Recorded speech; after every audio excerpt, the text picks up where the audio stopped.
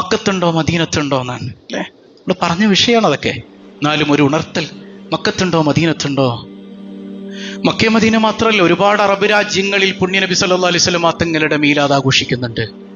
UAE-യിലൊക്കെ ജായിസത്തുൽ ബുർദ എന്ന് പറയുന്ന ബുർദ അവാർഡ് തന്നെ ലക്ഷക്കണക്കിന് രൂപയാണ്, ലക്ഷക്കണക്കിന് ദിർഹമാണ് അവാർഡായിട്ട് കൊടുക്കുന്നത്. അപ്പൊ മക്കത്തും മദീനത്തും പല വീടുകളിലും ഭംഗിയായി നടക്കുന്നുണ്ട്. ഗവൺമെന്റ് നടത്തുന്നില്ല. എന്താ അതിന്റെ കാരണം? 1925 ശേഷമാണ് ഇങ്ങനെ ആയതെന്നേ.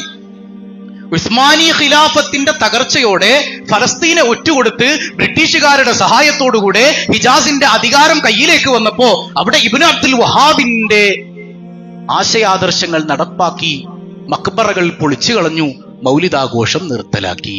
കേവലം 100 കൊല്ലമായിട്ടുള്ളൂ. അപ്പൊ അതിനു മുമ്പ് ഭംഗിയായി നടന്നിരുന്നു. കഅബാലയത്തിന്റെ ഉള്ളിൽ പോലും ഭംഗിയായി മൗലിദ് നടന്നിരുന്നു. അപ്പൊ മക്കത്ത് എന്ത് നടക്കുന്നു എന്ന് നോക്കിയിട്ട് അമല് ചെയ്യാൻ ഇസ്ലാം പറയണില്ല. അവിടെ ആര് ഭരിക്കുന്നു അവരുടെ കയ്യിലാണ് സംഗതി. നബി ജനിച്ച നാട്ടിലില്ലല്ലോ എന്നൊക്കെയാണ് വലിയ പ്രഖ്യാപനം. നബി ജനിച്ച നാട്ടിൽ ഉണ്ടായിരുന്നു. 100 കൊല്ലം മുമ്പ് വരെ ഗവൺമെന്റിന്റെ കീഴിൽ തന്നെ ഭംഗിയായി നടന്നിരുന്നു.